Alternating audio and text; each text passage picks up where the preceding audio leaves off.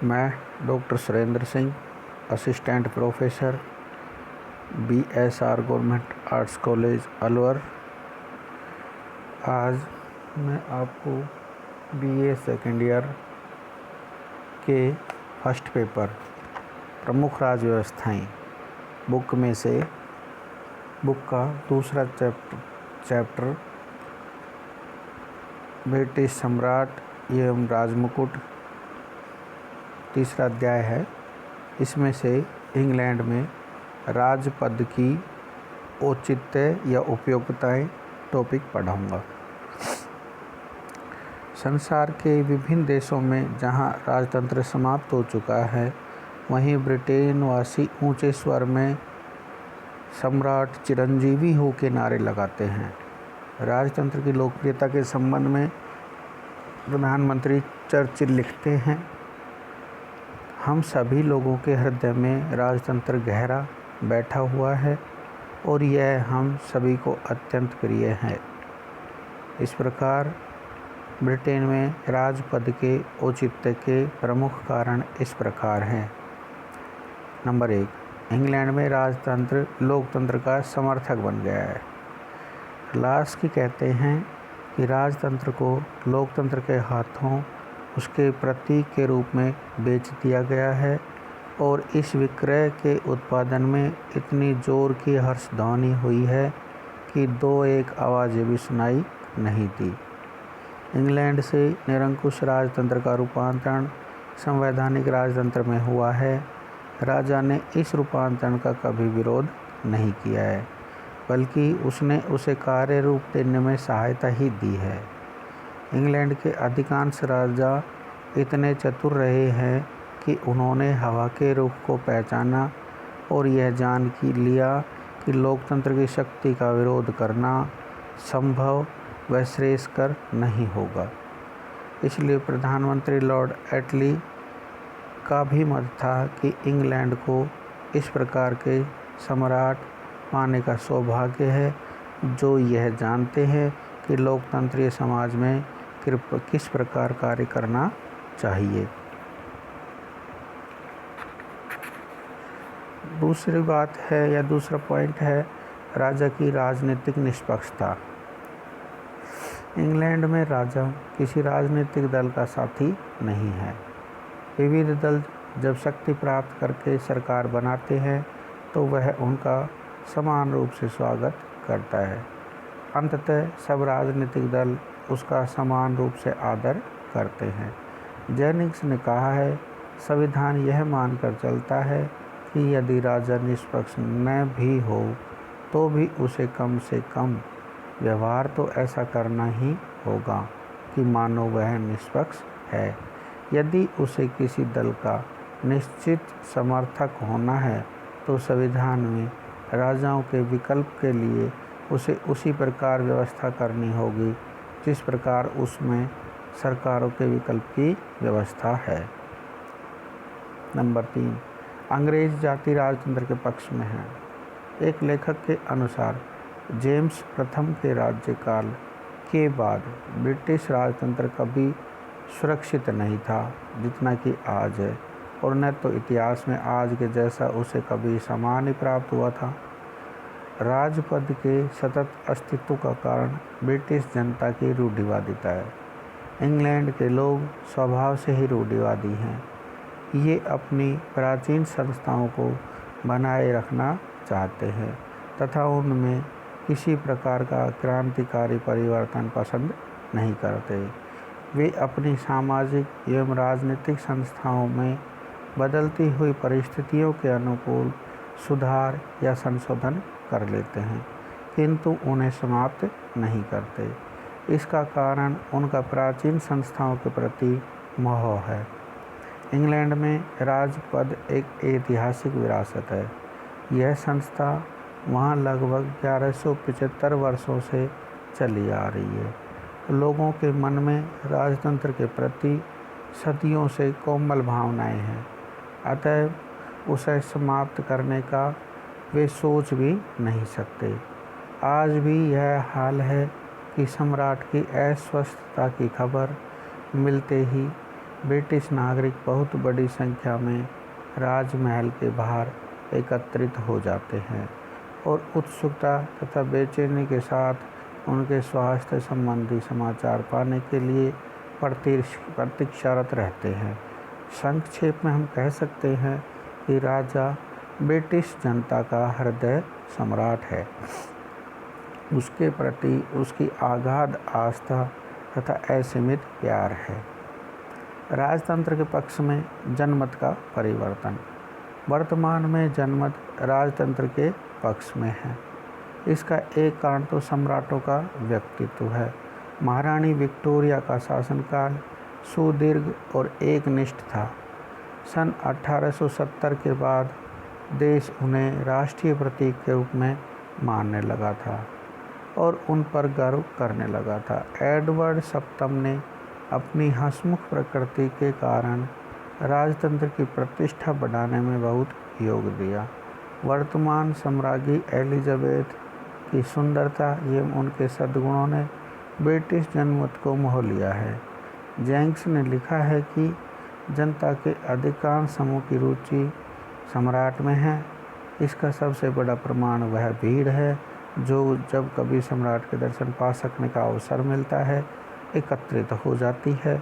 Prince of Wales को एक भ्रमण में इतना हाथ मिलाना पड़ा कि उनका दाहिना हाथ सूज गया और बाएं हाथ प्रयोग में लेना पड़ा।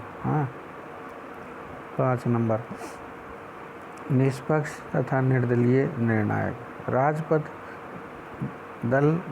दलबंदी से दूर रहता है तथा निर्दलीय निर्णायक के रूप में काम करता है। वह एक पंच है जिसका काम यह देखना है कि राजनीति का महान खेल नियमानुसार खेला जाए। मुनरो के अनुसार वह सारे साम्राज्य में एक व्यक्ति है जो दलबंदी के झगड़ों से अलग रहता है। वह एक प्रकार से निर्णय करता है जो यह देखता है कि राजनीति का नियम का खेल नियमों के अनुसार खेला जाए। राजनीति का खेल नियमों के अनुसार खेला जाए। बेजहोट के अनुसार सम्राट अपने मंत्रियों को सलाह, चेतावनी तथा प्रोत्साहन दे सकता है। वह एक साधारण परामर्शदाता के रूप में नहीं बल्कि एक आलोचनात्मक परामर्शदाता के रूप में काम करता है। 6ठा पॉइंट है मंत्रिपरिषद का स्थायी परामर्शदाता। सम्राट अपने अनुभव एवं राजनीतिक ज्ञान के बल पर मंत्रिपरिषद का मार्गदर्शन करता है। वह अत्यंत प्रभावशाली ढंग से मंत्रिपरिषद का मार्गदर्शन करता है। उसे अत्यंत प्रभावशाली पैतृक परिषद की संज्ञा प्रदान की गई है। वह मंत्रिपरिषद का मित्र है, दार्शनिक है, पथ प्रदर्शक है। उसे स्थायी मंत्री माना जा सकता है। पील लिखते हैं कि 10 वर्ष तक राज्य करने के बाद राजा शासन यंत्र के संचालन के विषय में देश के किसी भी अन्य व्यक्ति से अधिक जानकारी रखता है।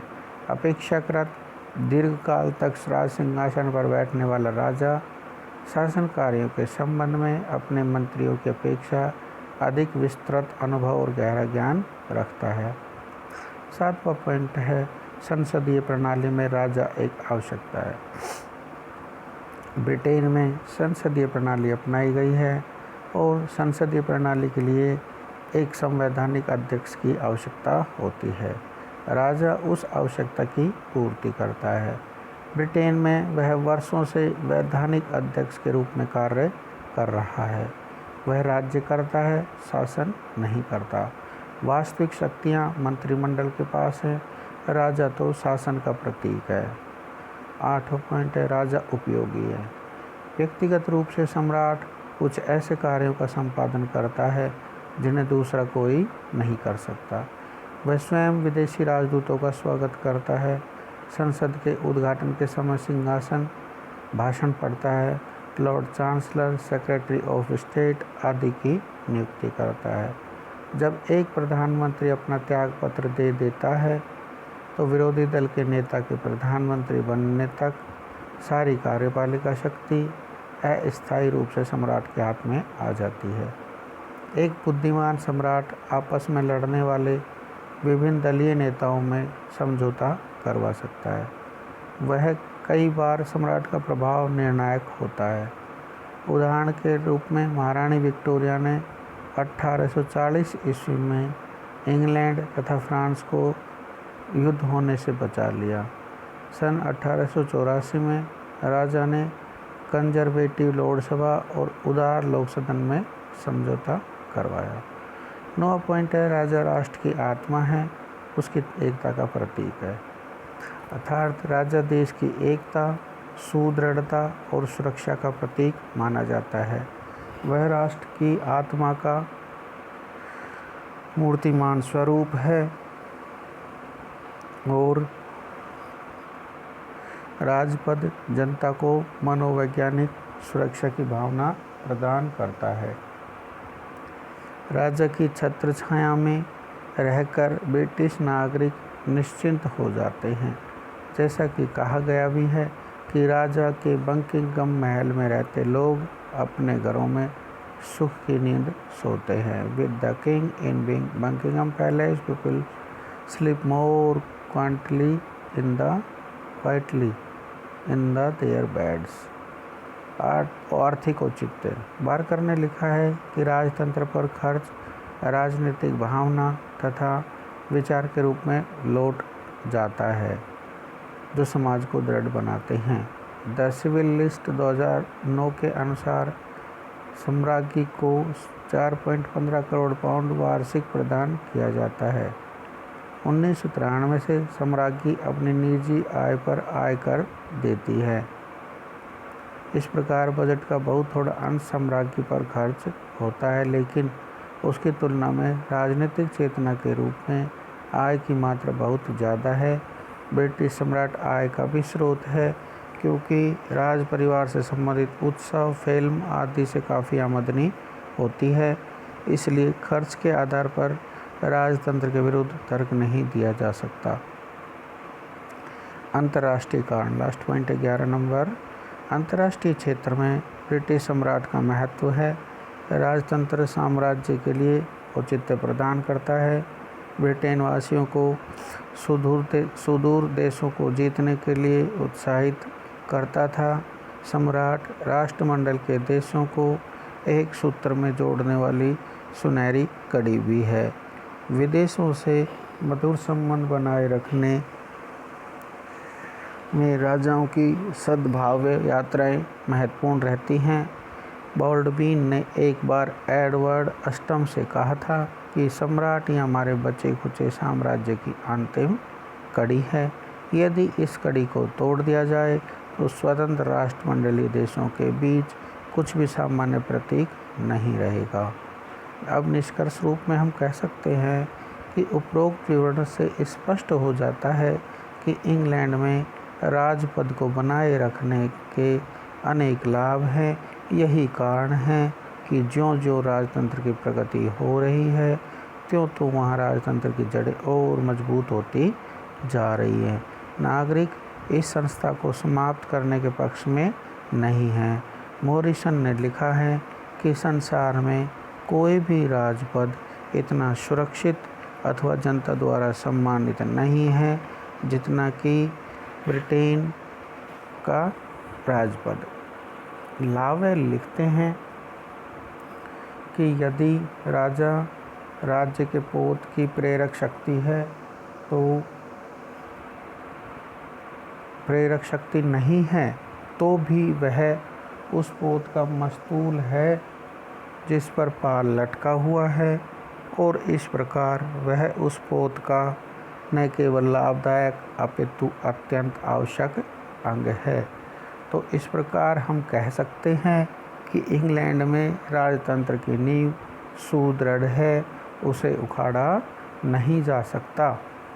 ये चैप्टर यहाँ पर समाप्त होता है और सम्राट और राजमुकुट में हमने इस चैप्टर में पढ़ा सम्राट और राजमुकुट में अंतर, फिर राजमुकुट का मतलब, राजमुकुट की शक्तियों के स्रोत, राजमुकुट की शक्तियाँ क्या क्या हैं, फिर पढ़ा था उसमें टॉपिक आपने कि राजा की वास्तविक स्थिति क्या है। उसमें आपने पढ़ा था कि सम्राट कोई गलती नहीं कर सकता, सम्राट स्वर्णिम शून्य हैं, सम्राट राज्य करता है, शासन नहीं करता, तो ये यहाँ पर समाप्त होता है।